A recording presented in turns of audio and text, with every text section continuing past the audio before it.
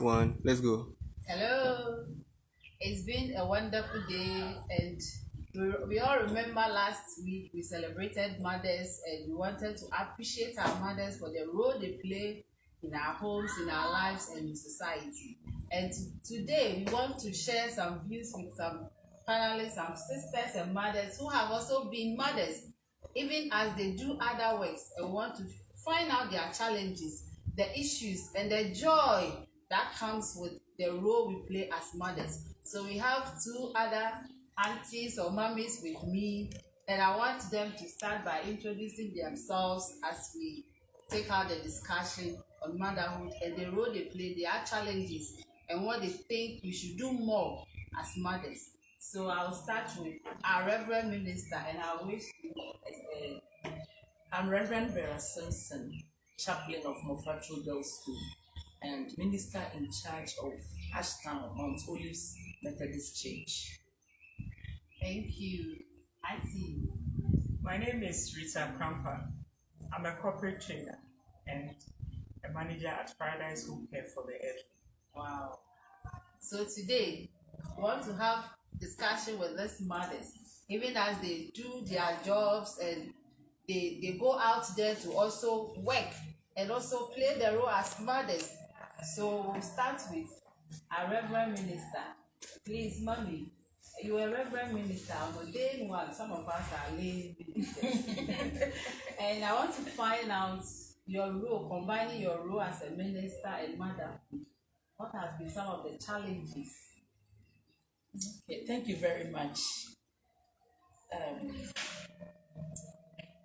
It's a joy and lot of satisfaction associated with being a mother and also being a pastor or reverend minister, feeding souls of men and women with the word of God. But it also comes with some challenges. And one of the challenges is that I have tight schedule. I'm always busy from dawn to dusk. I'll be working. I will wake up at dawn, do my personal devotion, and then go for dawn prayer meeting. My church members. Wow. If for any reason, maybe due to tiredness, I'm not able to attend dawn prayer meeting, after they have closed, they will march to the mission house with songs. We are coming to find out we didn't see you this dawn. We are coming to find out what is wrong with you. Wow. So the whole idea of me to rest wouldn't be realized, or it wouldn't. Yes, so tight schedule. I wake up after the dawn prayer meeting. I'll prepare breakfast, prepare the children to go to school. Then I'll go to the office. And inside that office, a lot also happens. If I don't go to the office, I'll go for ministers' meeting. Every day, I have something to do. Back from office, I have to come and prepare dinner. After preparation of food, either I go for leaders' meeting, quarterly meeting, or revival meet. Every evening, I have somewhere to go. So the whole day, I'm always busy. Yes, I'm always busy. And then another challenge is impromptu assignments from my superiors. I will do my itinerary for the day or for the week. Then I will have a call. Vera, go and bury this person. Or yes, Vera, go and do naming at this place. So, because the person is my superior, I have to push my itinerary aside and then honor that assignment. That is one of the challenges. And if I should continue. Okay. So mommy has mentioned about two of the challenges. Yes, you have a lot you of have you are under somebody. Once you were talking, I'm putting myself into the shoes where sometimes you have planned. You go to work, you plan for the day, you write up what you want to do. Then either your provost call you or the VC calls and your provost says the VC wants this, so it means you have to put everything aside and then you have to do that one because Exactly. it's more of a priority than what you have planned to do. Mommy, God bless you. God bless you. And once you were also talking, there's this video about motherhood, and it says that there's a way. And this job is 24 hours, 365 days Yes. in a year. It is true. And you only rest when the bosses rest. Yes. And then they ask, what kind of job? Who can do that job? It's like you are bending, you are doing everything. And they say mothers. Exactly. Mothers. Because the only time you can rest is when your boss, in quotes, Yes, our bosses. our bosses in quotes. So God bless you for sharing a bit of the challenges you face. And Auntie Rita, I know you were in the banking sector and now you're a corporate trainer, you're a woman of God. Also, we want you to also wear the clerical, but you also do your part in the ministry. Can you also share some of the few challenges as a mother and also a corporate trainer and also the work you do? I'm really inspired by what Reverend said because for the first time I've heard a mother starting it is the joy of motherhood because most of the time, hey, it is not easy over there. So it's I'm motivated. Yes. Because I always ask myself, why don't they talk about the joy? And they're always talking about the pain. Yes. For me, It will be part of my questions. yes. For me, now that I'm no longer in the corporate, because when I was in the corporate environment, the challenges were really overwhelming. But I always go back to say I thank God for the husband He gave me, because he always looks out for ways and means to make life easier for you. Like when my children were growing up, and sometimes I like cooking, so I can spend my whole Saturday in the kitchen. And Francis too.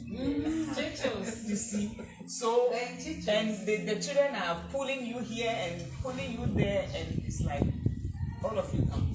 He puts all of them in the car and says, "Let's go out." He can take them out so that or sometimes so that I will have my freedom. I have 3 boys and a girl. When I didn't have the girl and the boys were growing up, I don't have a house help. I never had a house help. So washing, and one day I'm there, then he just brings a washing machine. That at least for the children to yes. And he washes his own things even up till now. He has that military training a little bit because he was in the cadets when he was in school, so he's used to doing things for himself. And my mother-in-law also did a very good job. Wow. Yes, because my husband is such that work, home, it's no problem for him. He doesn't. You will be in the kitchen, and by the time you get to the bathroom, he's finished scrubbing the bath and done. And he will tell you that when I finish and I take my son to school, who knows? Would the client ask that, what work did you do before coming here? You see, the most important thing is the home must run. And other challenges too that I had, apart from the corporate one, like we are all saying, is because I never had a house help. You have to schedule your timing and everything in such a way that something I learned when I got pregnant for the first time. A doctor friend, a lady, gave me a book. It talks about pregnancy throughout to every woman. No, it's not every woman. This one, the title is actually pregnancy. From 0 to 2 years. So in that book, I learned that, a lot of times, and I saw a lot of friends and older friends doing it. When the baby sleeps, that is when we wash and cook and clean. And the book advised me that when the baby sleeps, sleep. Because when he wakes up, you can't do anything. And you also need a little rest. So when my baby sleeps, then I also sleep. When he wakes up, Ghanaians, I can put the baby on my back and be doing whatever I am doing. And it also, the other challenge too is what the outside world were seeing. See, this is your life. You have decided that you are going to do ABCD, but somebody looks at you and wonders why you don't employ a cook to cook for you. This is how I want to run my home. So you always get people. That was actually even more of a challenge to me than the home. It is true. Perspective. Because when they are going to funerals, I'm a Takrady girl. We will go to wedding. We don't go to funeral. It's true. So when you come to an environment like this where every weekend there's a funeral and you're not going, people are like, you see, if you have a maid, you have want. I don't want it. I want to do things for myself. And then they start seeing you as some kind of let me use that word.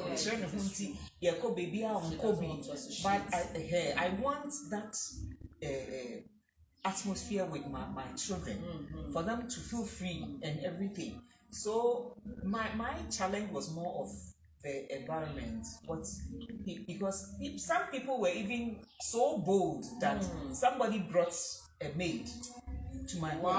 That You don't mean it. Yeah, and I told the person that no. And other perceptions, there were some who feels that she thinks when she has a maid, the husband will play around. I said no. You see, so these are a few of the challenges that I had. But some of the things, the challenges also helps you in the sense that another challenge that I also had was because they are boys. Anytime my husband travels, I'm in trouble. Because then daddy is not here. So everybody thinks when daddy is not here, he's in charge. The man of the house. But with time and when we get there, we'll discuss that one about how you became the challenges. But these are some of the few things. Thank you so much. I also want to share a little of my challenges. In fact, I started giving birth while schooling. So the challenge of schooling, and then, in fact, I went to school with a 4-month baby. Was it 4 months? Yes, about 3 months baby. So I started school and I lost my mom along the way. So it was like my work has come to an end. Can I do this? Once I'm thinking of how to handle this first one, then another one came. God keep blessing you. Yes. And then the third one, I said, God, why? Is it that you don't like me? Because, in fact, the third one was like a blow to me. Because, and I was in my 3rd year where we start project work and you have to do write-ups and everything. And I went through 2 cesarean sections. So the third one, I knew automatically I have to go through. And it all happened in school. And you'll be going back and forth. You have to take care of the home. Sometimes your stomach is big like this, and this boy too is behind you. Oh, I remember when I gave birth to the second one. The first one was like, because he was very young, about not even 2 years. So I had to sit in a sofa and then put him, if I'm breastfeeding, the other one, then he has to sit on this lap. Then the other one is, if not, I'm in trouble. Yes. So when I'm breastfeeding, he will come in. So I have to sit in the sofa so that I can accommodate everybody. So he'll be here, I'll spread my leg, he'll be here, then I'll put the other one, then I'll be breastfeeding. You'll be thinking of your mother. Sometimes I do. Sometimes I cry because I'm like, and my idea was she was the whole reason I was even going to school, so that she will help me take care of the children. So losing her in the middle of the road where the firstborn was even about 4 months, then I had to miss her along the way. It was challenging because schooling and mothering and wifing, and then you have to take care of. And I'm the firstborn to my parents too. So big sis, yes. You have to be there for everybody. It's been, like Mommy said, the joy of it, but there were challenges too. You know, you have to schedule your time, and even today, sometimes you have planned and your child is sick. You have to run helter skelter. Sometimes you have to go sleepless. Several hours for that one. And then you wake up, there's a report you have to also do at work, and then your child is also, and I've also, so I'll say some of the few challenges I've also faced, and sometimes screaming. But it's part of it. It's normal. I remember when they have to jump because my son is tall, and I was talking to him and he wasn't, so I jumped. I said, maybe if I jump, you hear what I'm saying. I have to, when I finished, I said, oh, what is this? But it's all, you see, we are laughing over all this. It's joy. Okay, my next question is, what is your idea of motherhood? When we say mother, what is your ideal? The ideal mother, who is a mother? So, mommy. Okay. A mother is any female person taking care of others, being her biological or otherwise, yes. Taking care, advising, feeding, clothing, sheltering, anything that you do to help others as a woman, you are a mother, not necessarily being their biological mother. So motherhood spreads. It has this wide spectrum. Yes, it covers a whole lot of subjects. Yes, that's my understanding of motherhood. Like Reverend rightly said, sometimes we use the word mothering. You are a caregiver to everyone. Sometimes you don't only mother your children, you mother your husband. It's true, they are number one. You mother other people. And there was something that I remember once I asked my grandmother, he's like my mother's auntie. We were with her in Accra one day. I had come to visit, and I think I was too young to understand why the person is not your biological mother, but he's calling you mama. Mama. Okay. So everybody walks in and ma this, ma that, and I think I was either jealous or so. I didn't understand. You don't understand. And even at that time when I asked the question, I didn't understand. But later on when I became an adult, she brought the story back. That do you remember you were around 10 or 11 and you asked me that, why are they calling you mama? Are you the one who gave birth to them? And she said at that time I was young, so she didn't know how to explain to me. She just said, oh, anybody who walks in here calls me mama. But that time when I was an adult, in my 18 thereabouts, she explained to me that once you are a woman,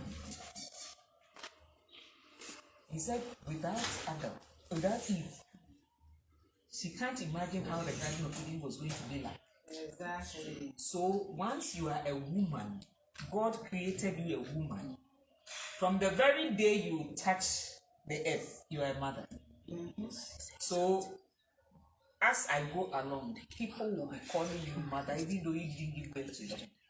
So see everybody, whether the person is older or younger, as your role as a mother is to support and help. So that's how I see mother. That is why sometimes you see somebody's child, the person, you don't know the person from Adam, and you are like, hey, have you eaten this? Yes. And you think you want to feed the person, but it doesn't even concern you. Is it a problem? That instinct is that the exactly. I think even when somebody's child falls down, you get up. Yes. That feeling. Sometimes when I'm walking and maybe someone is, you see some women riding motor with children at them. The way feel for the I child. feel like this child, what if he falls? Like, and then I'm like, hey, Abigail, calm down. So, Madrid, and then I think I also, when you were talking about where you were, when you were asking why is everybody, I think recently I was even asking myself, Is it that I'm growing old? Everybody's calling me ma. People older than you. I'm like, so I have to ask myself that question. So I want to look into the mirror. It's not you see, alone. Me too. Ma, you go to the store, you want to buy something. Ma, you go to the market. Ma, oh mama, oh auntie. So I'll get back home and then look at yourself. I don't have gray hair. So I've been asking my children. As for Wesley, so as for him, I know he gets closer to him. He always reminds me, I asked my husband, do I look old, older than my age? Why? I think it's because you're a woman. Yes. And I also think the way you relate to people, Exactly. The way you carry yourself. I think in fact, I want to ask the Holy Spirit. Now everybody, mama, where am I past? Yes. Am I growing old? I said no. It's the glory you carry. Exactly. So the way you carry yourself and the way you also present yourself to others and the way that motherly instinct that comes out of you makes people always want to see you and call you mama. Sometimes, call me sister, or you just call me, and they say no. You are more than that to me. Yes. Say, hey, that I'm growing older. The people who It's call not you you mommy. alone. I think it's not you're growing older or age per se, but like you're saying, the way you carry yourself Yes. to people. Yes. For example, maturity. when I see her, she calls me mom. Yes. You see, and I also call her mom. So who is the mom? Who's the You want my mom. You see, She's my mother. the kind of, and I think sometimes it's to do with our upbringing. Yes. When somebody is nice, everybody wants to get a little piece of you. Exactly. I think you are right. And calling you ma will also Make them that, feel that they are, yes. That bit The of first day I saw her, I saw my mother in her. Okay. Yes, and I've not stopped calling her mom. Wow. I even qualified sweet mother. Wow. Yes, sweet mother. She's so sweet, yes. She is. For that Inwardly and outwardly, she's so sweet. Amen. Oh, I- that Yes. is God. Honestly, I can also attest to that. Yes. She's so sweet. My encounter with her, and I was like, I love this Yes. woman. Yes. It was through Auntie Grace. Both three. Yes, when we had that gender program. Program. Oh, Oh, the okay. gender awareness. And I saw her, I was like, where is this woman? I've not seen her in this church. So I didn't even know graceful. she was in the church. And I was like, wow. So, Auntie Rita, take your two. Amen. All glory be to God. Yes. So, I also want to ask, we all learn certain things while growing from other people who play the role, like we are even seeing people see as mothers, our own parents and other people. What are some of the things we've learned from them that is helping us even in playing our role as mothers in our time? So if there are some few lessons we've learned and some that we can also unlearn, the ones we've learned from the elderly people. So Auntie Rita, Let me start with the unlearning. There were so many things that I had a very happy childhood, but as usual, nobody's 100%. So growing up, there were things that I personally was not happy about in my home. Some of them was done to me or done to other people I know. I because of Sunday school brigade and things, I think I got you into the Christian culture early, before I even became born again somewhere along the line. So I always pray that anything that was done to me when I was growing up and I wasn't happy about, God should grant me that grace so I don't do it to my children. Some of them were just funny little things. Like, I didn't understand why my mother will cook. My mother can sit here and do jollof, chomba, like this. And then she will buy, those days there were no takeaway packs. So these plastic containers, she will buy them. we are the ones who get up at dawn to start the food runs. We were 4. We were 3 ladies and my brother. And sometimes my father even is included. Because he will be sending him on some errands as well, so that he become part of it. And then we will do all this, and my mother will take the smaller bits and pack the food into it. Sometimes while she's packing, somebody is toasting the bread, and then when we finish, all these are for other people. And then you start. We live in the hospital environment. My father was working at hospital, so you start. You will go here. You will go here. You give you news. Then you come and Christine. They come in. And we will do all that, expecting that there's some small one be in the house for us. And when we are done thinking that okay, that one in the book for us, that is when she will remember. That's her children. That's somebody. Mommy, no, see, she will take sometimes the whole thing. And when you are sad and complaining exactly. The only one that is left will be my father's. That one then you couldn't do the obedience. And she will tell you that the jollof won't hear.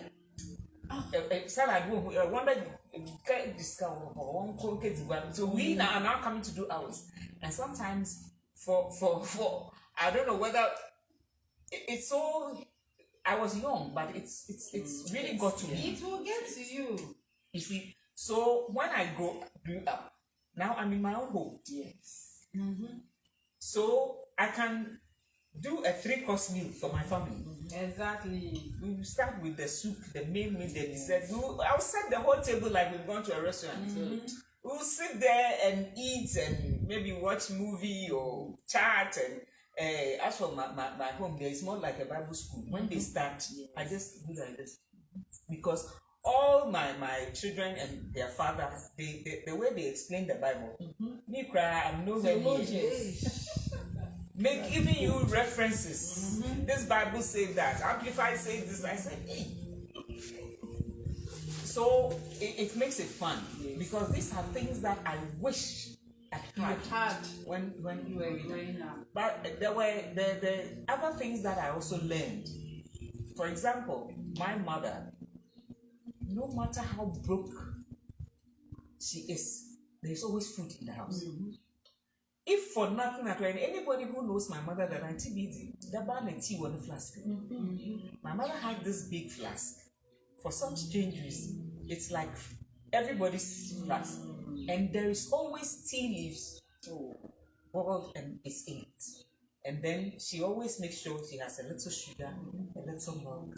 And sometimes you put lemon there so that if you don't like milk, and anybody, sometimes even her own choristers and friends, they will come to the hospital.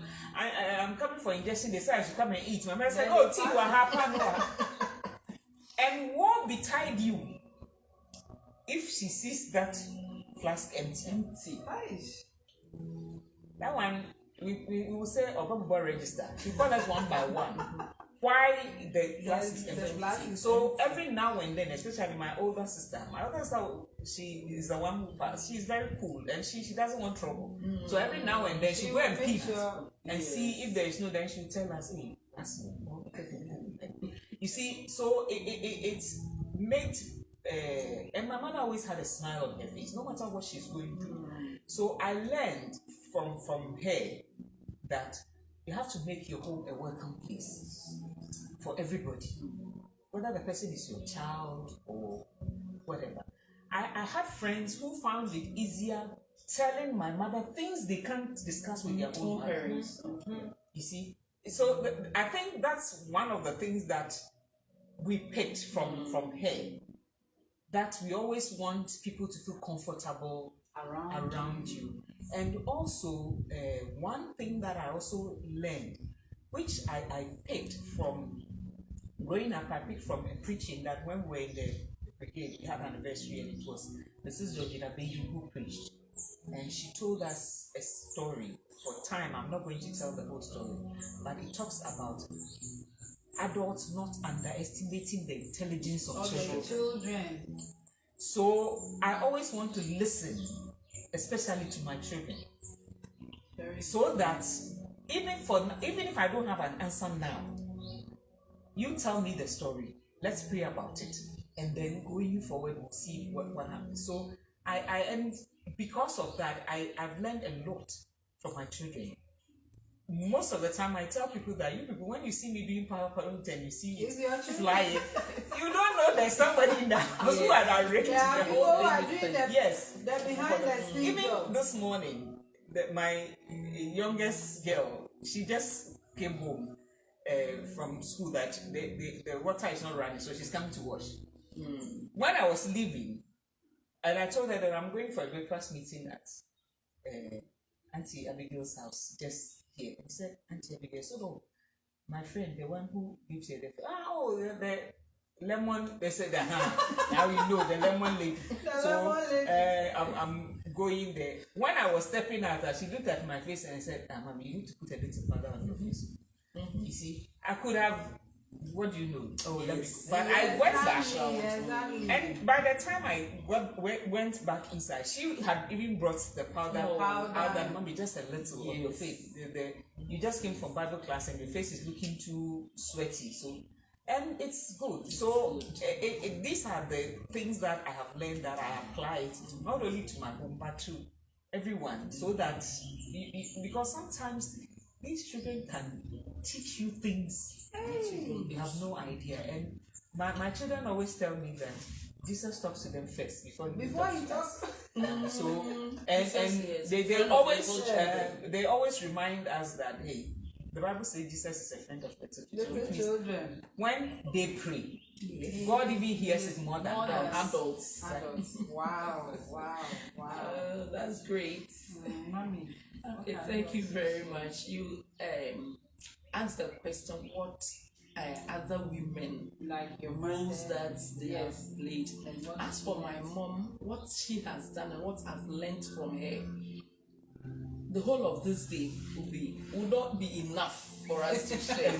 So I want to start with one of my female teachers, Miss Asari. May her soul rest in peace. When I completed GHS, I passed very well, so I had a scholarship to go to the secondary school. When I was very brilliant, but I had a friend. You are so brilliant. Thank you. Yes, I was ready to say that. I was waiting for her to say that. You are still sharp. I was sharp. We used to call them sharp. Yes.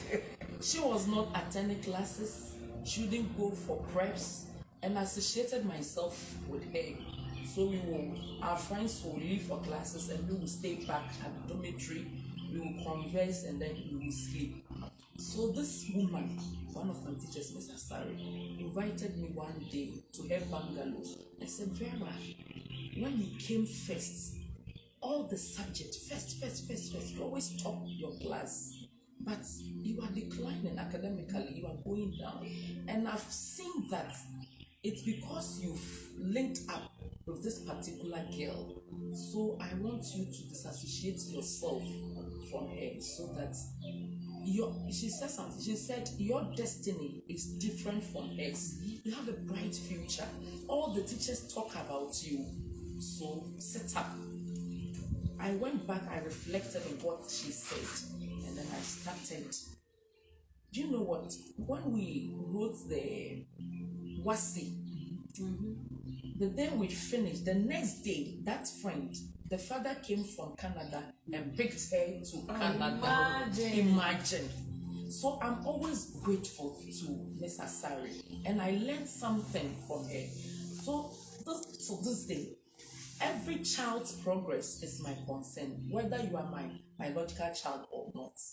I show concern in people's progress, especially academic life. I'll call you as she did, yes, and then I will straighten up. So other women have also played significant roles in our lives. Talking about what we should unlearn. My mother over-pampered us. She would do everything.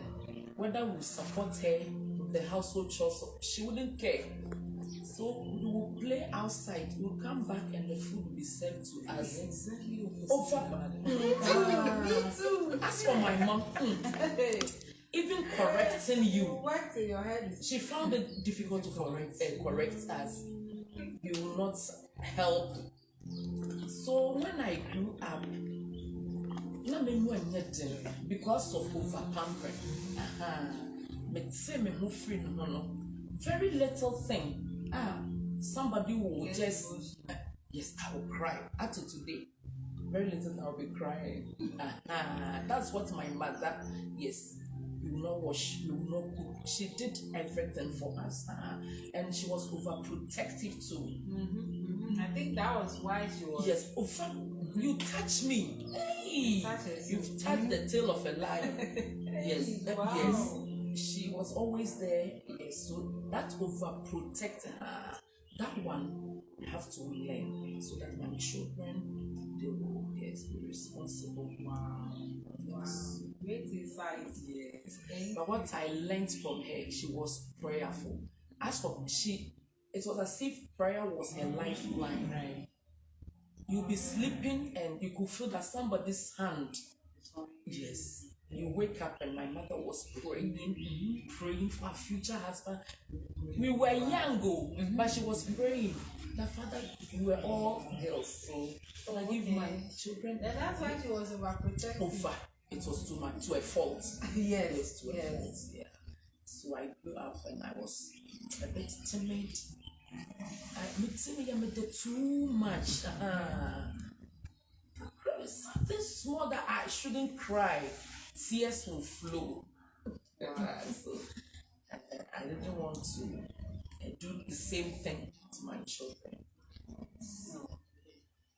Wow. I want to share. I think I relate with a bit of everybody here. Like especially my mom. You work and taking care of others is like maybe her ministry. In fact, looking back today, I think that's her ministry. Yes. And also the fact that she was also taken care of by somebody. She lost her mom at a tender age. In fact, she was a baby.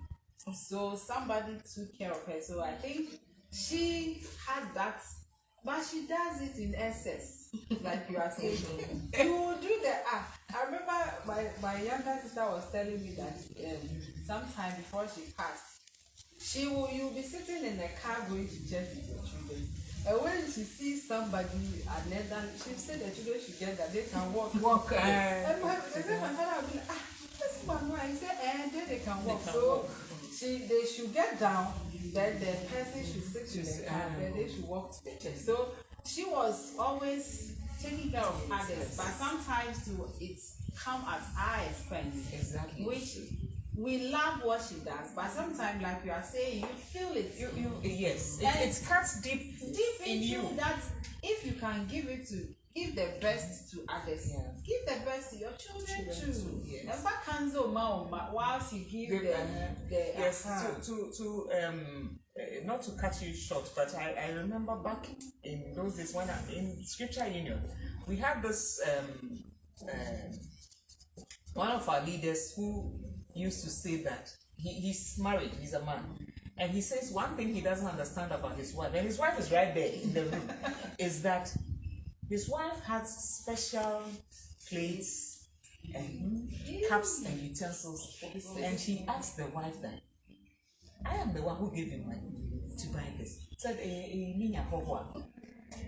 and he said, till today he doesn't understand. So anytime he's counseling, he's a counselor, anytime he tells them that, look, if they won't let you use the new plate, don't use the old one. Because sometimes he can say, Marcos, like me, yes, old plates. These are some of the things, you see, we sometimes, it's like, love your neighbor as yourself, but we love our neighbors more than ourselves. So you are more interested in what is going on over there and everything. So, and you in your zeal, you might lose that connection. Exactly. And we are expected to understand You see, Exactly, like, you are uh-huh. expected to understand that they need it. Forgetting You know, that one your thing my children mother are used to so say, frustrated. what is ban wo fie no wa mawa onye hwe. You see, so far as watching wo ufie ha no. Enye bia wete hara. Nti ma hobo no wondi na won fa good eyi no nko. Awodo on ye wo ha nye hwe pan no wan so that gari wo. That's how it is. Yeah. But you see, we forget the emotional Exactly. bits. And it's so we grew up, all of us, my siblings and I, and as a mother, I do some of the things she does, like helping, but I have told myself that I must also make sure that what I give to the people outside, my family should enjoy. So like you say, sometimes when I grow up, I'll be like you. I also sometimes sacrifice. This is that I have to sacrifice to do a small buffet for them. Just the family, and that one is just the family. And when it is birthday, recently somebody said because that one fell, I did a special birthday. So if you will go from the house to the other side of the street. So that you do a special one. Extra. Exactly. So I have unlearned that part that even though I have picked certain things that you open your home to others, once you open, let your family also enjoy what other people are also enjoying. And I would say my mom has been a great inspiration and impact to my life. The things she has taught me, when I look back today, I realize that she has really helped me. Because to be schooling and even marrying and taking care of children, but because she built me up, I think I told God that maybe God knew my mom would die. And so among my siblings, I'm the eldest. I was the one who really worked. She taught a lot of things, hard work. I remember there was a day, Reverend touched my palm and said, "Hey, soft mommy, who's a bro?" And I said, "This palm has worked, bro, but when you touch it, you feel like it has done nothing." You see, so I am who I am because she has played a role. And like people said, I became a Christian because there's one woman, Sister Becky, she's called started. She took me to church, and I had young women who were not even married, who were not mothers, who were playing some role. And today, when I sit back, I appreciate them because they've been part of who I am. I remember there was this sister, Sister Evelyn. She would take me to, but then she was in Assemblies of God, Missionette. You will go, she sings, she will go. I was very young, like my last born. Wherever she's going, anytime she's going to church. So recently I called and I said, I thank God that of all places, you always take me to church. Yes. I had this week, how I got into Scripture Union is a similar thing.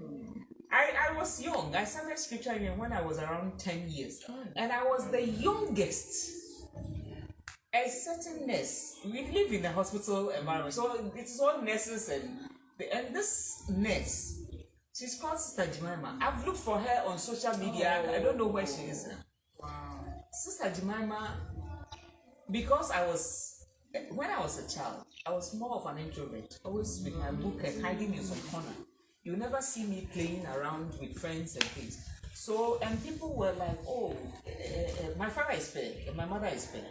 So, hey, Auntie Bini bring me." So she took me in like, and you know, my mother will not only put you to work, but she loans you to other people as well.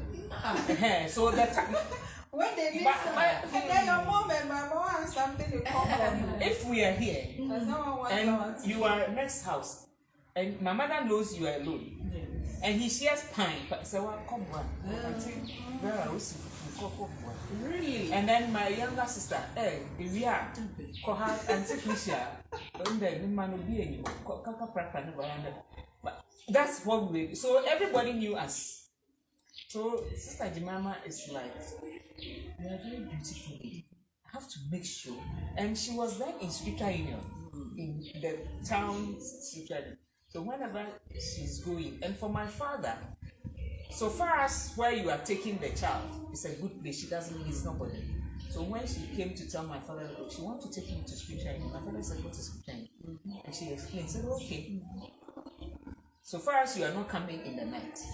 So whenever St. Mama is doing Sunday after church, you make sure I've done everything needed to do. She take me along, and I went there first day, and I'm like, why is this woman being here? Because I'm the youngest here, and because you are the youngest, you become everybody's baby. And that's how I got in. I was going to Scripture Union. I didn't know anything about being born again or whatever. But she was taking me through all those processes and all that. You can go to church if you don't accept Jesus Christ. And even though I was a Sunday school girl, so as for the Bible, if you ask me to read, I know how to read it. But the true meaning of the word. So by the time I got to secondary school Form 1, I was already in the Scripture Union, and it really helped me a lot. So sometimes the people around you, yes, they play. For me, I had those circles, and I would say because growing up, we stopped going to church at a point in time, my family. Then it was those people we followed, and she took keen interest in me. Recently, I called her, and I was like, I now, like, when you see, there's wisdom in old age. I think I'm getting mine. Because I thought of the fact that she could have taken me because I would follow her. Yes, She would just say, Abigail, let's go, and I'll follow her. She would have taken me anywhere. But of all the places, she always take me to church. When she's going for music rehearsal, she'll take me. When she's going they have some girls, and she will take me. But I didn't end up in assemblies. I ended up in Christ Apostolic, and now you are in the Methodist. Maybe God and the most important thing is you are still with God. Yes. So those people, and I want to say that you might not be a mother with your own child, but look around. There are so many people who need mothers, and lots of them. There are so many people who have things they want to share with somebody they cannot share with their parents, but they want somebody, that motherly role in their lives. They need it. So you might be looking for a child, or you are a young person growing up. Just look around. God will just give you somebody to impact him. And I came to love God because of Sister Evelyn, because of her. And I always say, I thank God that in fact, God always directs our path. Exactly. It is because of what he wants us to do. So she would have, when I think myself, God, thank you that she took me to church. Because I will follow her. When young. I like music, so as soon as she was even going to club and she said, let's go out, we go. Because I like dancing. You see, so it's true. Very, very true. You like dancing. I even had a video of her dancing. She didn't know. She was dancing in front of there. I think yes. It's true. You like dancing. And she also liked music and dancing. So God connected you both. Connected us. Thank God for his grace and how he directs our path, leading us into right hands. Yes. I always tell people that when I tell people my father is a Catholic and my mother is a Methodist, the next question is, how come all four of you went to Methodist and you didn't go to Catholic? And it's also one thing that I learned from my mother. You dare not get up Sunday morning and say, I will not go to church. That's what that one. Not in her house. And the way she deals with it is that if you tell her that, you see, when you get to secondary school, something there about you think you are so your own. So you come home and it's like, this Sunday I don't want to go to church. You will not say anything. No. Those of us who want to go to church, everybody will dress up, and when we are about to leave, then she starts. Sesam for chapel, here's the Yerko. Chuchugati, yes, area doha, area praha, area dam, there's a ways where we are jollof, a year by a baby. By the time we get there, you take a leave. You will dress up. You will be there. Everybody, meanwhile, when we all go and we come, we share the job. Yes.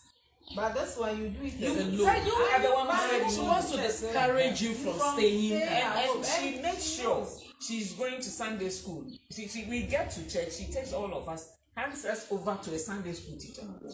And then she will go, she's a chorister. From there, She closes, she'll come, pick all of us.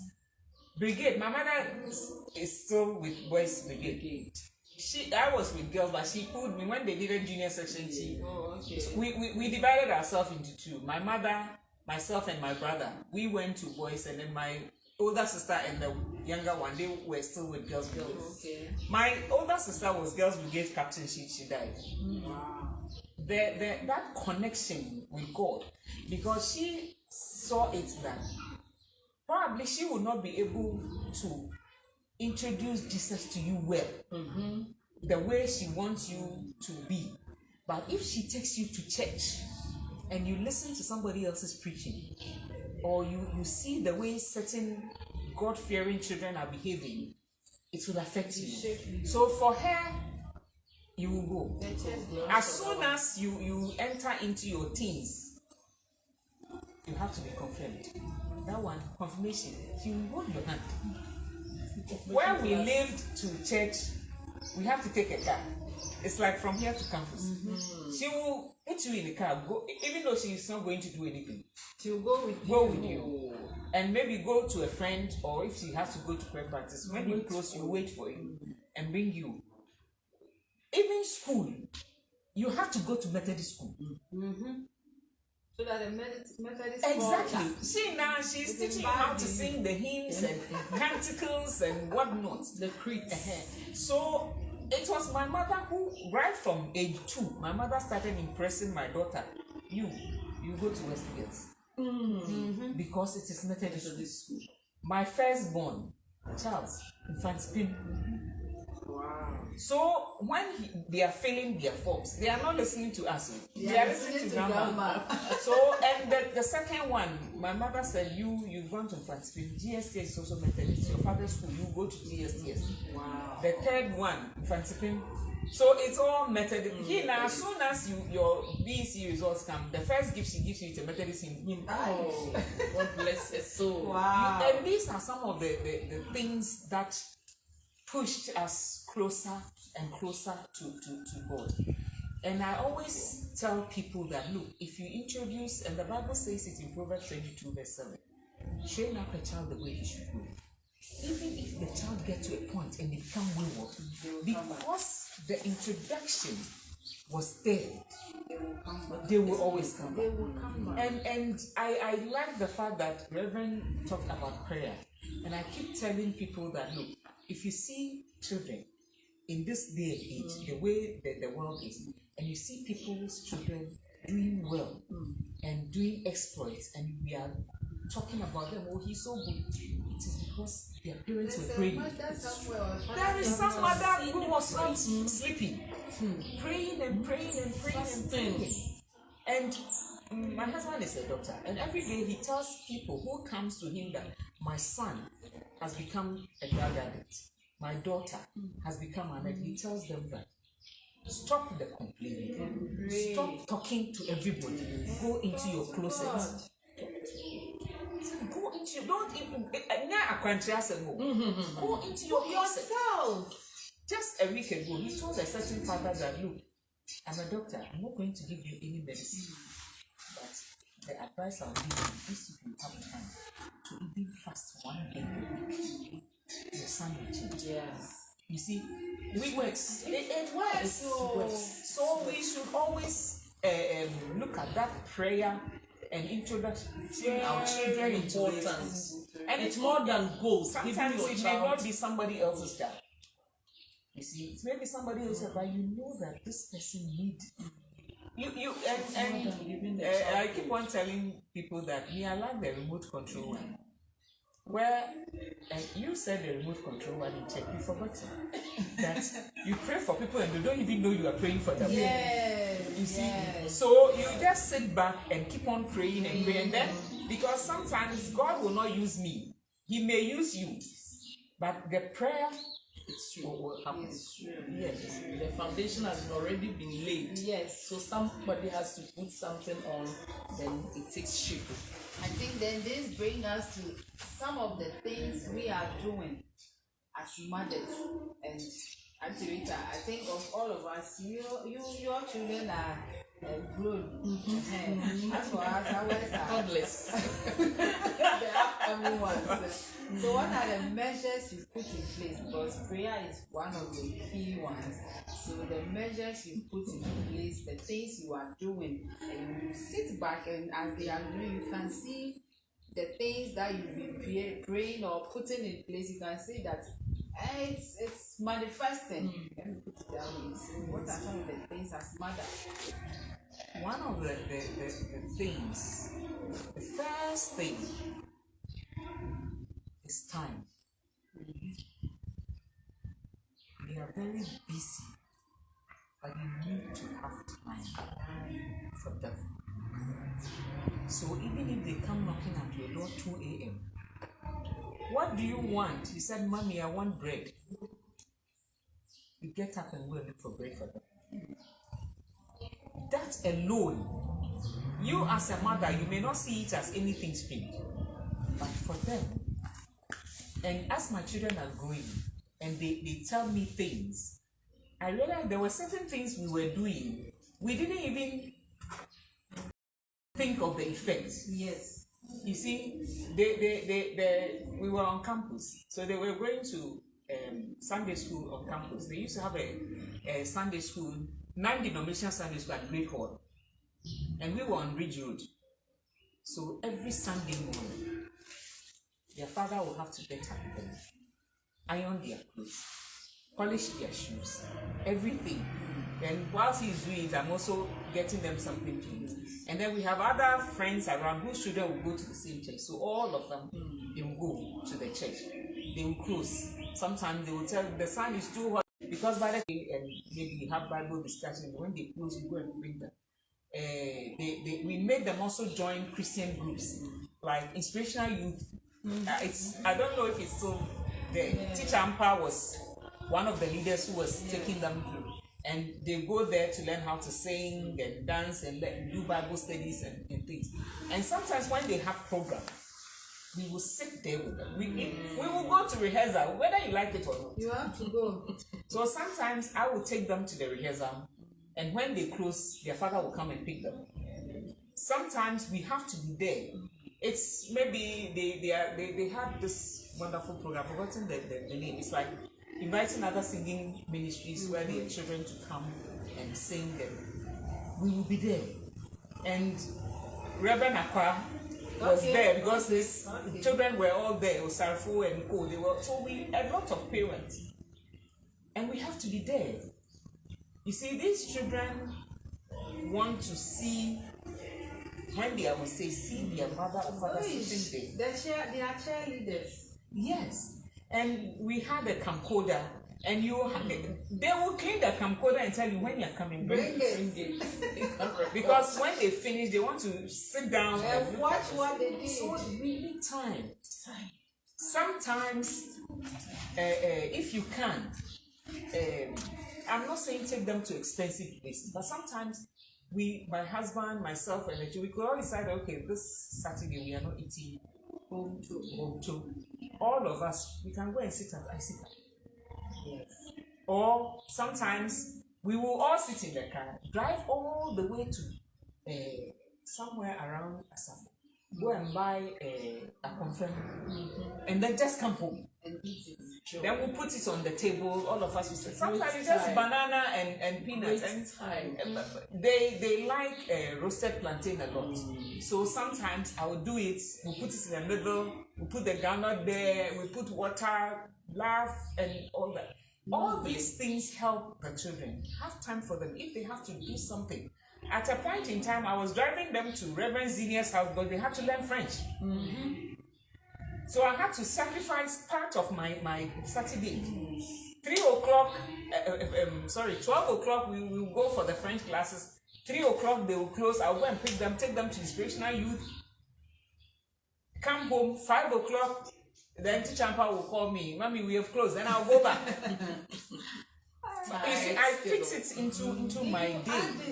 I had to put my leave at the time they're on vacation, so that we can have time in the home. Sometimes, even now, today, my third boy, doing pharmacy at Tech. He said there's a video which is similar to this God's Not Dead. Oh, okay. Yes, another new one that has come. Okay. He said, oh, he will come and you see if he can download it, and then we can all watch this evening. Together. This morning I took my phone, and the older one in US said, oh, he has it. Oh. So will send it to them. Lovely. And then we can watch it together. And even the one in US, sometimes we have family devotion and we will use Zoom so that he can join. So these are some of the little things that you do for your children to appreciate. If people's children are dressed well, they also have to dress well. As for my older son, he usually jokes that when he finally settles and he gets money, he's going to give me. Those days he was young, so he didn't know anything, but he was telling me he'll give me $1 million to go and shop.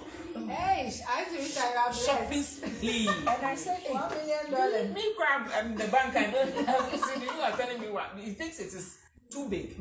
And I said, why? He said, because mommy, every money you get, you buy things for us. This is because he was in my car and it was my birthday. And I saw somebody and the person gave me money.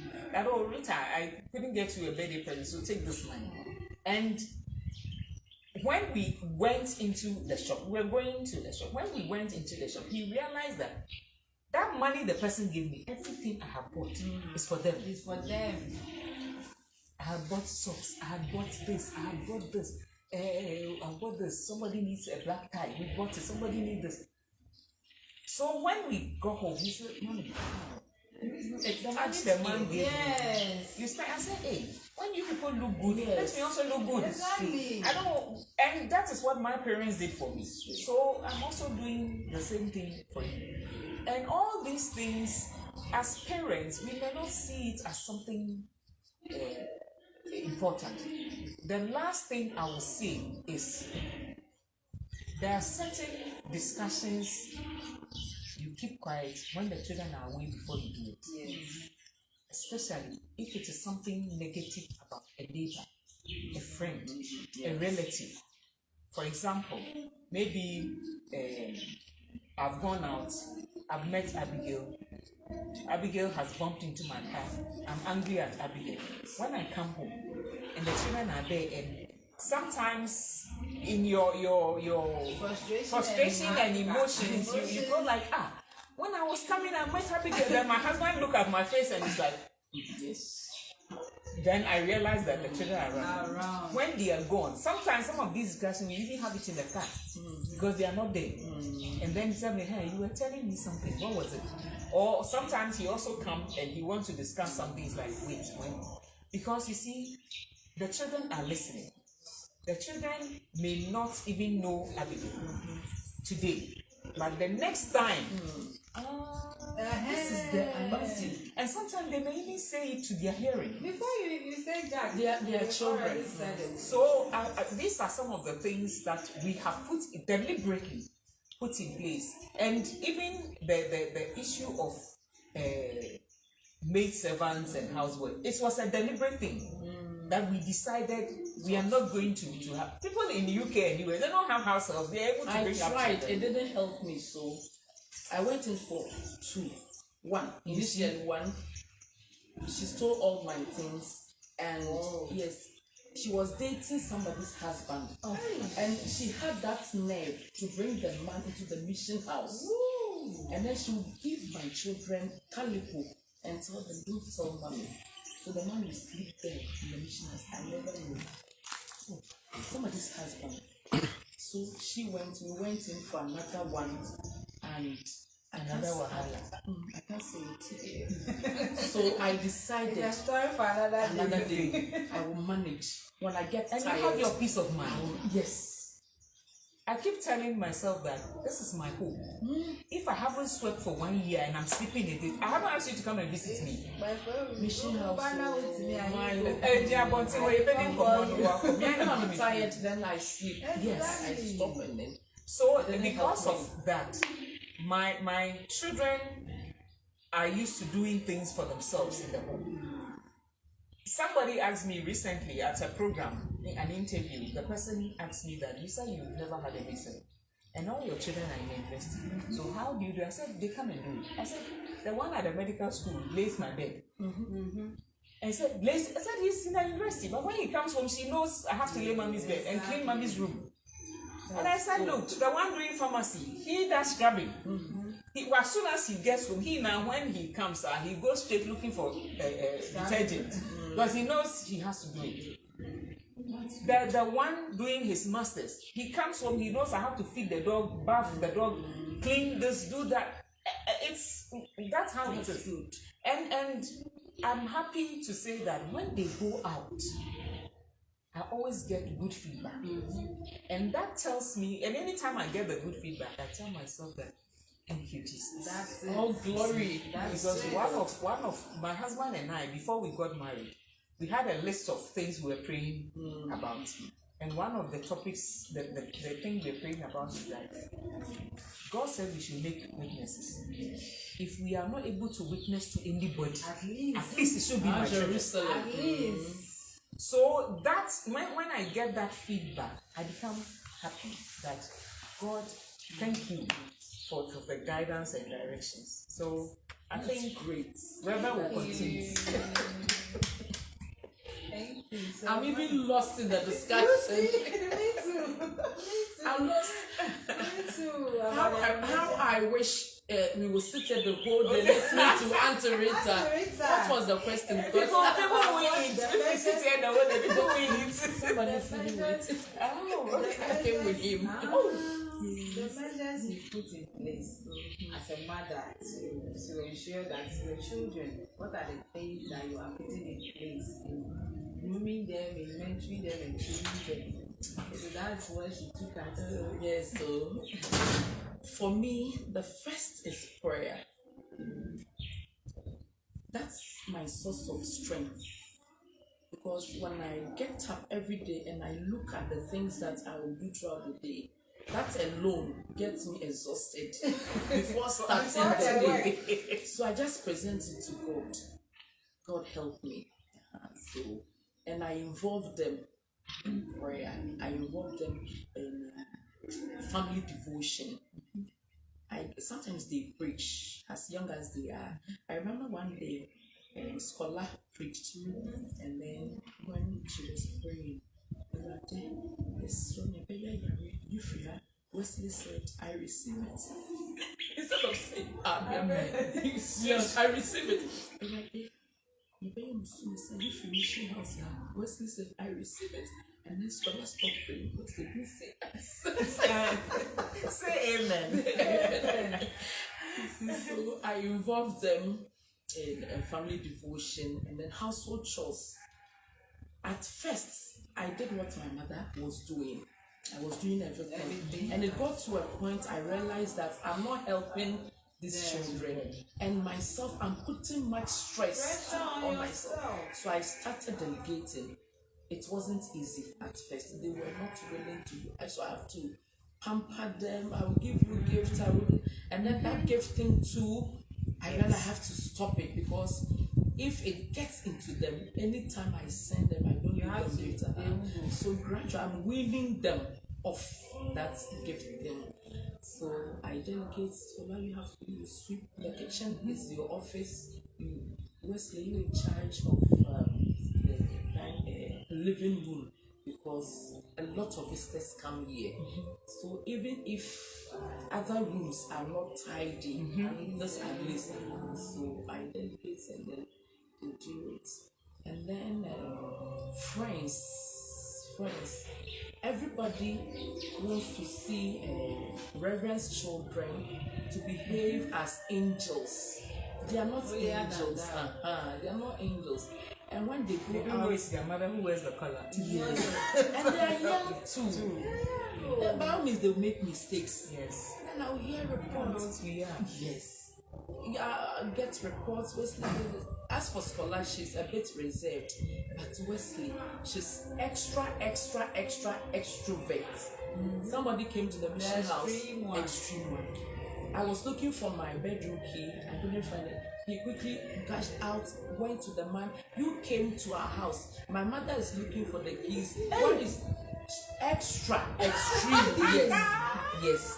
No matter your height, your age, he will tell you to the Those face. are the type of kids my younger sister like. I'm trying She to just say wants you to say it as it is. as it is. I'm trying to, but I've realized that that's how he is. Because in my family, nobody is like that. We are all cool, calm. I don't know So why. God needs somebody, give you somebody to push you. He always tells me, Mommy, I'll be a soldier. I said, you'll be a pastor. But can't soldiers be pastors? Can't I combine the two? I'll be a soldier. And everything in him Speaks for that. yes. So I try to shield them from going out to play. They need to play with other children. They need but because of that thing, Wesley came here, he fought. Wesley came here, he said this. See, so I'm trying to. That's how I want to cope with that. Scholar has been able to adjust, but Wesley gradually. I know one day You will. Yes, he will. It's a process. Gradually, little by little, yes, we are on it. When I'm tired, as I said earlier, I leave everything. Because several times I've been to the hospital, I complain to the doctor, I have headache, I feel feverish. They will conduct all the tests, and then the doctor said, There's nothing there is wrong with nothing you. wrong with you. So it's too much work.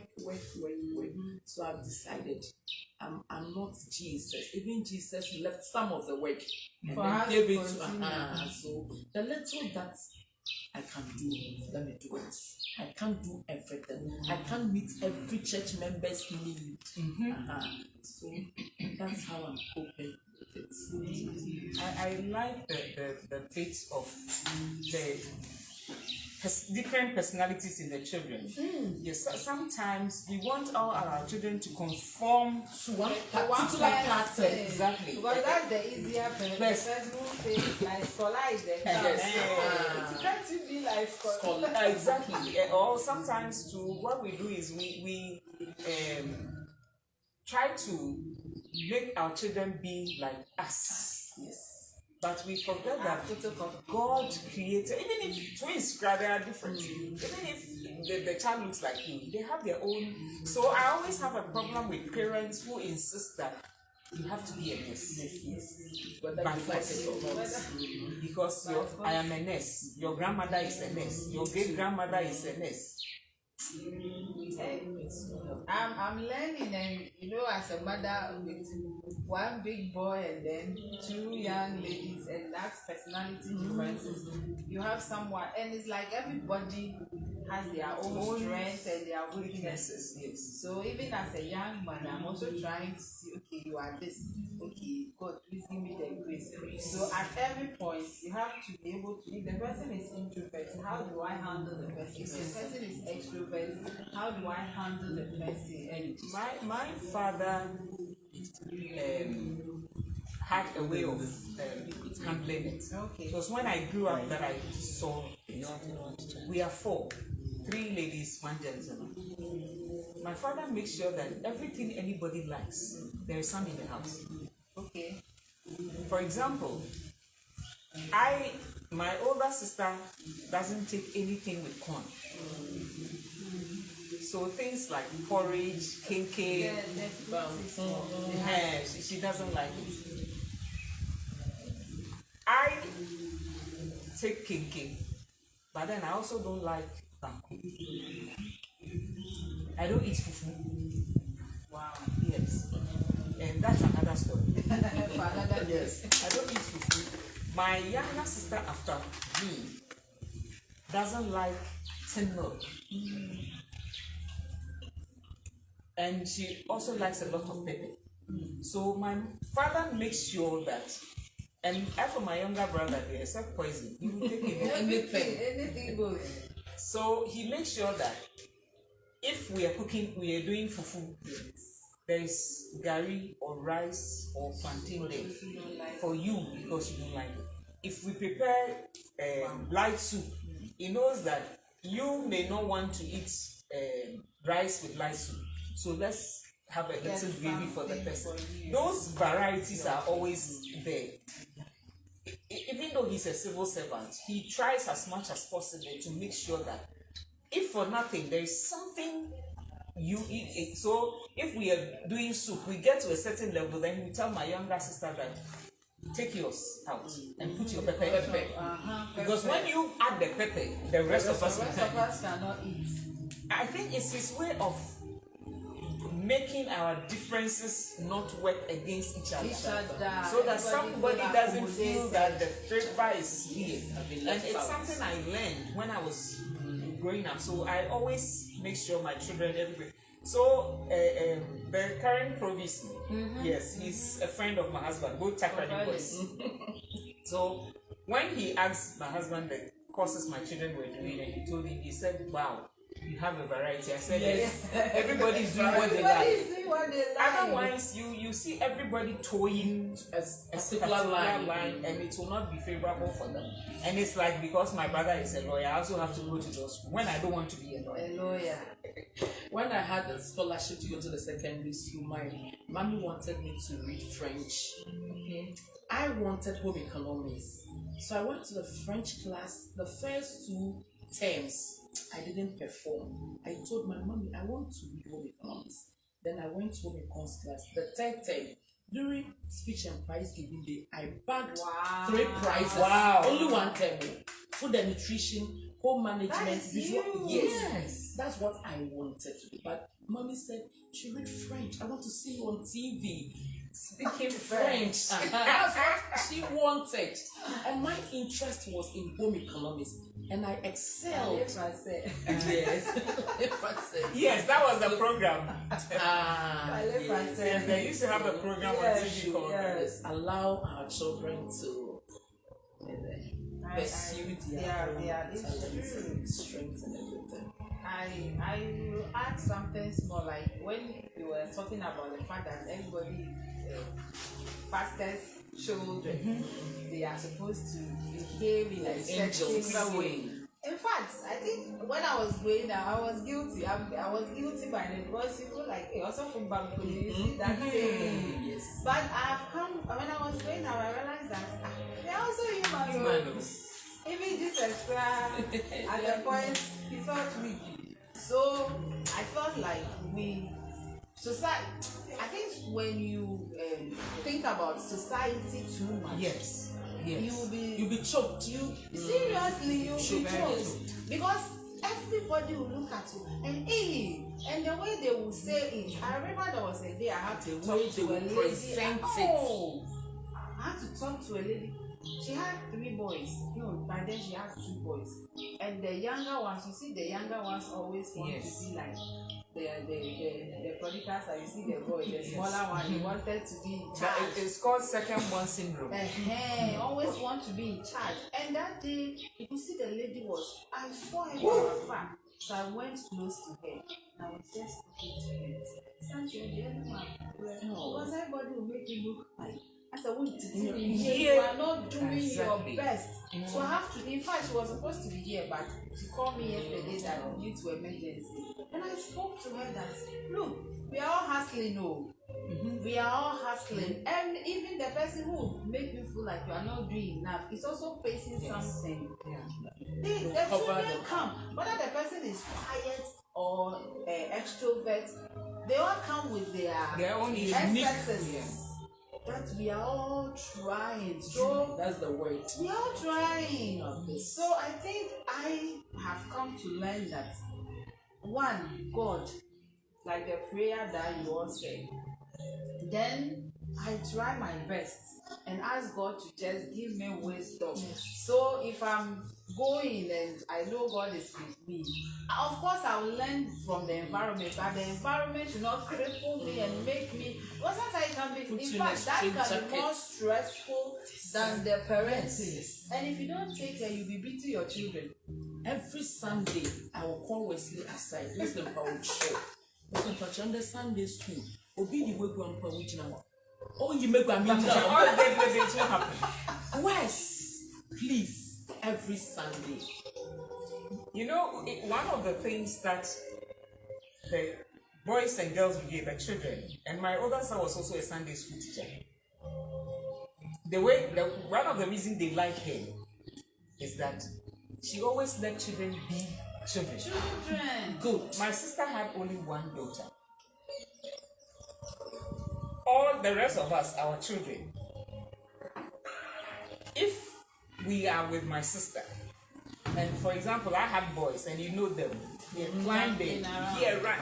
And I start doing, hey, stop it. My sister said, hey, Let them be. we'll stop it in K1. I think it's Leave them. first boys have Yes.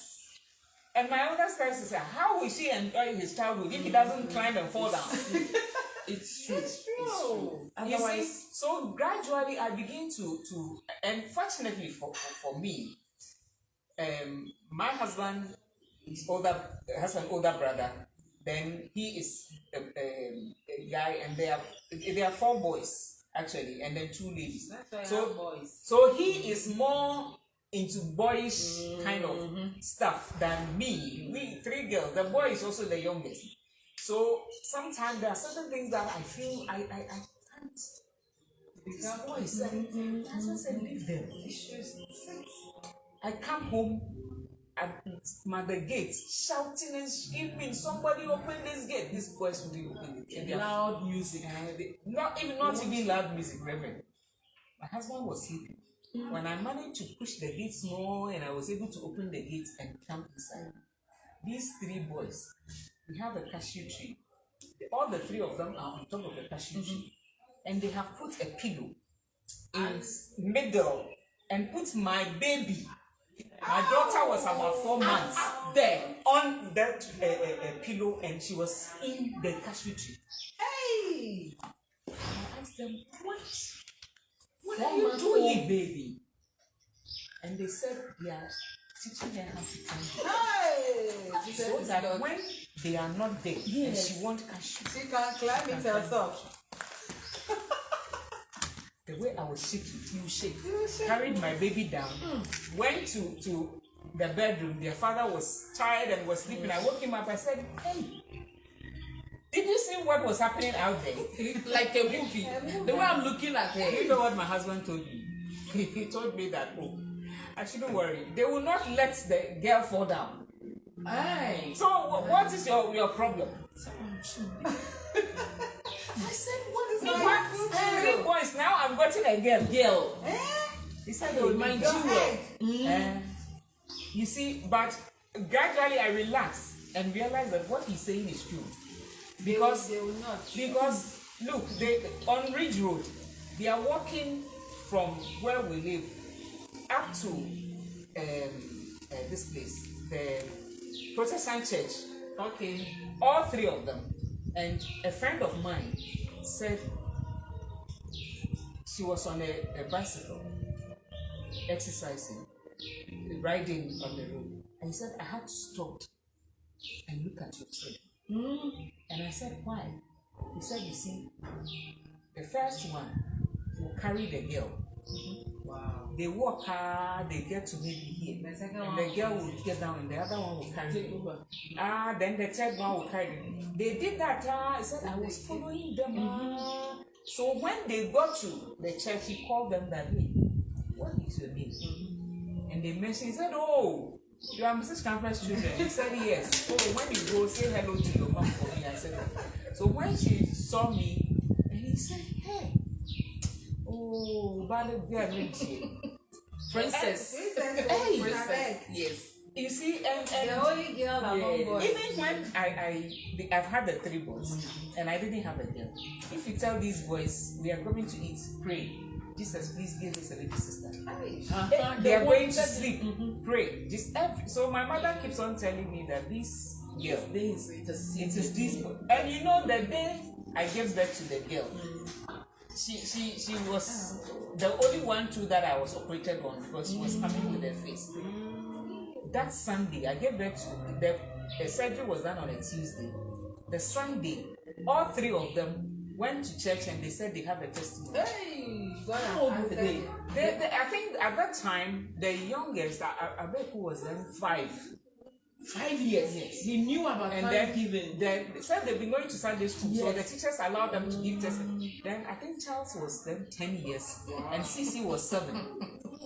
Wow. So Brilliant. there's a particular Sunday school teacher who said, "I'll never forget your children." Said because she was there. Then they came to say that they want to give a testimony. And the Sunday school said, all 3 of you. He said, "Yes, all of us." Teacher and pastor said, "Stand there. Tell us your testimony." And so Charles is the older, so you will start. When you get to a point, then you stop, so that everybody will say something. Then the next one will say, and that was when they told the Sunday school teacher that we are 3 brothers. We prayed and prayed and prayed. Tuesday, mommy gave birth to a baby girl. I was in the house when 2 of the Sunday students gave birth. Mommy, they said you gave birth to a girl. They come to see. I said, "Here is the baby." When Yes. you see, so I agree with Reverend to, yes, people will say all these things. If I tell you some of the things people were saying, I wouldn't have gotten this far. Yes. At a point in time, sometimes they will come home crying. But my oldest, for instance, because we started speaking English with them, and you know he's a child. Somebody, they are writing myself, and he said I was born in Takoradi, and the whole class, "You are a liar, you are a liar." He said, "Why am I a liar? You were born in America." He said, "I wasn't born in America." And then he comes home crying. Right. "Mommy, didn't you give it to me in Takoradi?" I said, "Yes." So why are they saying I'm a liar? It's not so fair in complexion. Yes. Yeah, okay. Okay, so He is even more fair than the rest of them. Oh. So even the teacher called him and told him that, "Look, cancel the Takoradi and write America and be free." And the thing so that They will stop worrying. You see, so many things. Something everybody's child will do. So even in the university, somebody asked my husband, "You are a doctor. Why did you allow your firstborn to go and do art?" Seriously, You that's see, and my husband said, "My father, that is his father, worked at the post office. Why did I become a doctor and didn't go and work? If everybody's doing the work their their father father is doing. I would have been a postman. So as for the and when you are a reverend minister, it's even it's worse. Even if your child coughs, They will read yes. Other also phone to me from hospital. Meanwhile, everybody is coughing. So I think that my point is they are young. Yeah, If exactly they are old and even if they that are old, one. mommy, so I think you have to encourage them to be themselves. If it's maybe bullying, you may advise them, don't go bullying anybody. It's not right and those things. But things like children fighting and those things, it's normal. Sunday school check. even in me, my home, I remember you said your boys were fighting. You went to separate them. Oh, they push me somewhere. So Cry. even sometimes, even in the home, you will see them fighting. And They are children. They are children. So I think that and you see the painful part is, or the irony of it is that it's all mothers or other women who also put other women into that situation. Painting it black As dark as your it child is like The worst they have ever seen. seen. So Yes. I have learned to at least be accommodative and then just pray. If you tell me my son is doing something wrong or something, I'll just say you thank you, and I'll go and pray, and I'll just talk to my child, and also and this one goes to all mothers and our grandmothers, women. Let's support each other. If you see someone's child doing something we think is wrong, correct. That's how we Love. correct in Love. love, not just hey, Osofupa and all you this way look. Papa no mommy, they are not musi sorry them. That's the thing. Sorry. Then we make the child, but we shouldn't forget that I always say that they are raw materials given to us by God to make them with His help, to make them into a finished product. Like this pen, it was produced from something. So these children that God gave it to us, they are raw materials, and we are supposed to nurture them. And when you are producing something, you will see things you don't like. Exactly. There will be rough edges, there will be waste. we have waste that we throw away. Exactly. So the things we see in them that they are things we don't like, society don't like, we frown on them. They are the waste product of them, and those are the things that we have to take out and add something. But when you see something bad in that, if no, we won't get water to drink, because before this water was produced, It has passed through a lot process. Yes. And you know, one thing is that sometimes we mothers ourselves, we sell our children. Talking about the unlearned, it was one of the things that hurt me, that I said I won't do it to my children. Like, you go out to town, maybe you are going to buy something, you get to Reverend shop, and good morning, Reverend, said, your mother says this. Oh, In fact, it demoralize kills you. So next time you send me, I'll just go the back and come and say, when I went, she wasn't there. Yes. You see, I don't because want to be and some of these mothers will embarrass you. They don't know that. Oh, let me call him aside in public where everybody is. That is when. Meanwhile, as for my father, you dare not say anything bad about her child, because what he will do to you, you wouldn't like it. He will tell you he asks you how perfect is yours. Yes. That you have to come and tell me that my child has done this. And And it's just raised. A father said his son failed his exams. And he called his son and asked him, you didn't do well. This is your result. Very bad. Right? Tell me, how can I help you to make it better? He said with tears. Wow. This boy fell down and said that if you register me again and let me go for classes, I promise this one I'll do well. Because the first one, I think friends, they are going and so this He had been harsh on him, on the this child. man went 8 subjects, 1 teacher for everyone. He said, Rita, I have to go and close my treasure bill to pay the teachers. He did well. Getting books. The He said the approach. books that I didn't have, I'll let these teachers bring it to me. Go and photocopy a whole book for my son. And then every evening, when he comes from classes, he said, look, 2 a.m. I'll come. The alarm is on his phone. And he'll wake up, wake the son up. Sit down, learn. If you don't understand anything. Because the subject the son is doing, he didn't do something.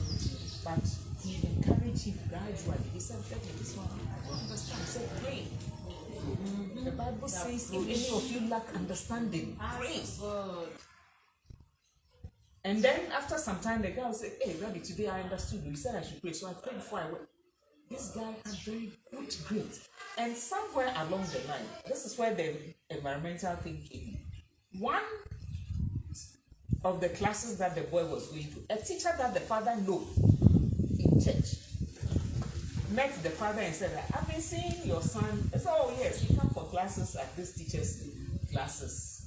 He's have to visit us or something. These boys, they are so bad. Some of them to learn, they go to school and waste our resources. These boys, nothing good will come. The man said, don't you dare tell me nothing good is going to come out of my son. If nothing good came out of your son, not mine. That is it. Me, so far as I'm alive, and with the help of the God thyself, you will see my son himself. Exactly. And he told the woman that if that is the conversation you're going to have, next time when you greet me, go away. Well, that is it. And they parted ways. Today, that woman always praises this man, that I have never seen a father be there for their child. And yesterday, when we were having the men's week, it was one of the things that doctor was stressing on it, that if the Bible says train up a child the way they should go, and the child goes out there and the world is giving the child a certain training, you have to bring the child back. Exactly. So don't let us keep telling people, hey, my baby, it means you have given that child You that are access. selling it You are out. They selling will it buy. out. Definitely. They will buy, Get oh. people to buy. They will buy. In fact, They when buy. once you are not selling it, they want to buy. Buy. And now that you are just They are put it on the foreclosing. tray and just Foreclosing. everything. For that, I think we as women, in fact, there's one thing I want to add to that is that like selling our children, and also sometimes the words we use on our children. I'm training myself and I'm straining myself. Straining.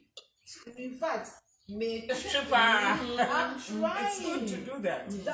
I am trying, because sometimes they can get on your nerves and you want to say Out of something. anger. Yes. So I'm straining myself not to say something that I will regret, because they can I have to unlearn from my mother, because sometimes the out of frustration she can use a word you don't like. I remember one time I told her that why does she use those words on me, and she said I don't want her to use those words, so I should behave. I said, mommy, what at all am I doing that is so terrible?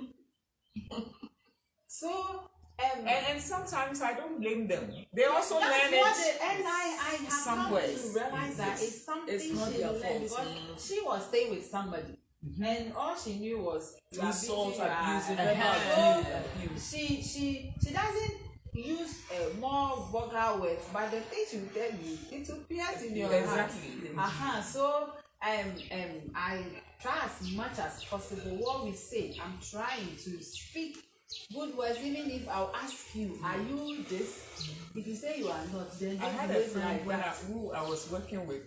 Her mother was very interesting. And she says that when they were growing up, they were a lot. I mean, the father had 2 wives and they were all in the same house. So the children were plenty. Even though her mother was not disputing, but her mother's way of punishing them is, her mother is the one, she reads 3 Bible in the church. So anything you do, then she open the Bible, a quotation that relates to what you've done. Then she will use it to insult you. For example, if you misbehave, and then she will open the Bible and say,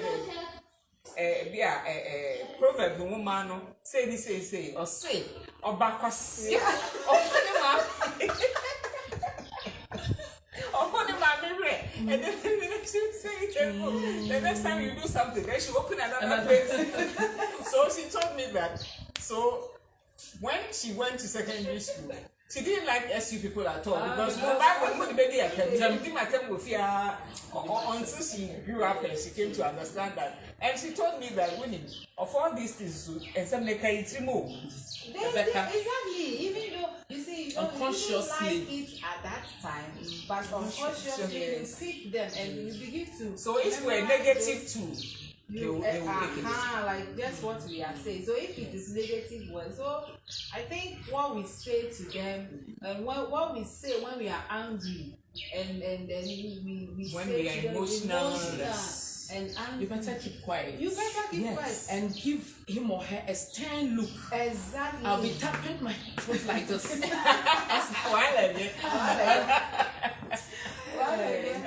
Marita said we should let children be. I like that. I read the book written by one psychologist. The writer said that if we don't allow children to do what children do, when they grow up, they will do what children do. That is they why will we be have adults, we have but they'll adults be behaving like children. It's true. So, allow them to make mistakes. Allow them. Exactly. Let them play. Don't play. You will hurt yourself. Yes.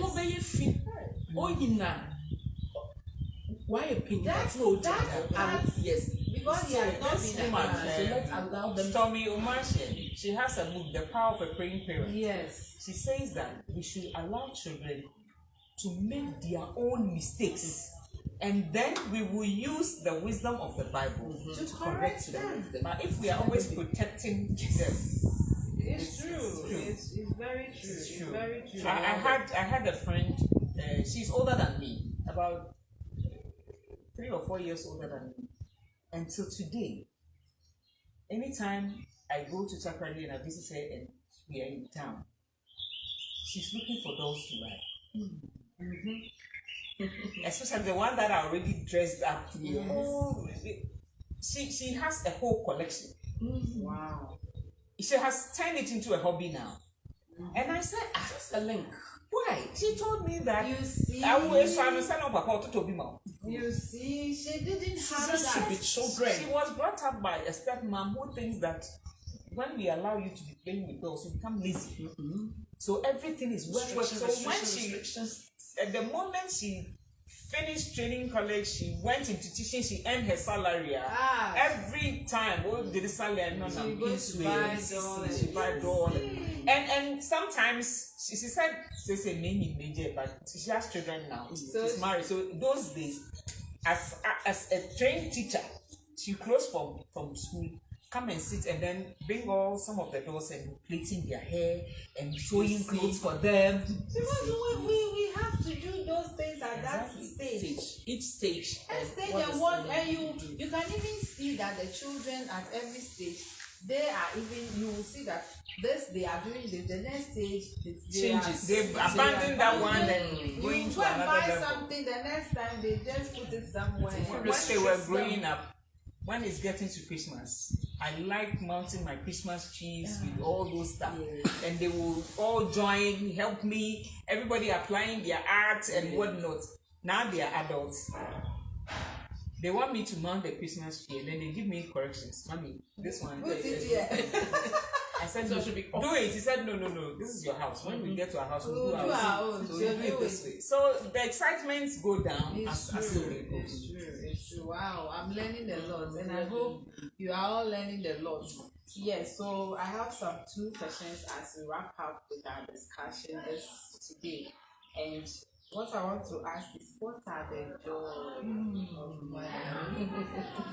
Wherever she started, That's- she started So her I'm journey. saying that butterfly in your Yes. stomach, when they do something, you're like, oh, Yes. you want to, you want to really carry them, even Yes. as old as they are, you want to carry them, and what are the things? Every society, there's every congregation that I join. Children's Day, my children preach. And when they are hitting the point, my tummy, sometimes Yes, yes, the some back. joy, yes, there's some joy. One will do the liturgy, and then Scholar always preaches. She's fluent. Wesley, no. She's so Scholar will preach. Yes, yes. And then I like watching Nigerian movies. So when I go out, anytime I enter Mama Nigeria, my mado. So one time, the moment I entered, Scholar said, Mama Nigeria. I said, is that what I've been doing? I said, don't you know? Mama Nigeria. They are fun to be with. When you are doing morning devotion, and Scholar says, Mommy, you've been preaching on Facebook, so I want you to record my preaching and put it there. She'll be preaching and record. Cat. I want a man, cat. Yes. Everyone laugh, and they make me laugh. So I always tell them, the day you leave me, how will I cope? Mommy will be visiting. We'll come and visit you. Yes. So that is joy. Wow. Yeah, some of the joys are like the things that you do for them, and then they tell you how effective it made them. One of my boys was telling me, somebody asked them that, how come all 3 of you are so good with computers? When you sit behind the computer, when you have anything that deals with computer, to the 3 of you, you are always sharp on it, even though it's only one who is doing computer science. And in fact, my husband and I had even forgotten. Then the second one told them that when we were kids, our father would pick us from school. And that time, KMUST, there's a career, maintenance, laptop. There was a computer company there called Carrera. The guy teaches children computers at that time. It was a cafe actually, but he has time that if you're a child and you come with it, he said, Daddy will pick us from school and take us there, pay the man, and leave all the three of us there. And the guy will teach us. And then when I close, I will come and pick them and bring them home. So that was where they started. That's how they are. That's, and I was like, wow. Again, we went outside the country, and the friend that we visited, the children said they were going to the swimming pool, and we went to the poolside, and these guys were like fish in water. All four of them. Top crabby babes. And our friend said, these people can even swim better than these UK people that we are sitting here with. And they actually compete on who can be under the water for a long time. So they themselves will drop the coin and they will look for it. So the first person to find it pops up and it's like, you. Wow. And the person, their children who are there, they're like, how come? And again, they told us that, don't you remember, you were taking us to Royal Basin, and there was this guy who was teaching us how to swim. So the boys taught their sister how to swim. Oh, okay. And I was saying them that I grew up at the beach, so I know how to bath in the sea, not in the swimming pool. Yeah, that one is different. So these are some of the joys that comes with it. And some occasions, you surprise them, they want to surprise you. Last year, for example, during the Mother's Day, as usual, Mommy, the jollof, I said, oh, it's ready, you people come. The one in US sent them money to get, it was my birthday. The one in the US brought them money to organize a birthday cake with some parcels, clothes, and even their father didn't know. Wow, you see, so these are some of the things that, and like Reverend is saying, when you see them excel, do something. My son had to go and do some internship in Accra for about 6 months, and he had to go and stay with a friend of ours who is also a Methodist Reverend minister. And his wife called me and said, wow, what did you do? Oh. And I said, me, what did I do? And he said, wait, hold on, talk to your brother, that is the husband. He said, hey, you and your husband, why are you? And I said, what did we do? And he said, look, this boy came, and I told him that his room, you know, the bed is there, so when you are learning, it's like the place. So use my study. He said, one day this boy swept and cleaned my study. I said, well, I watched books. Wow. And I said, come and see mine. You and tell me, Mommy, these books you have to arrange them. But you see, I was happy, whatever training you do, and the same thing. When he went to US, a friend of ours invited him that it's Christmas, your parents are in Ghana, come and spend the Christmas. And my friend said,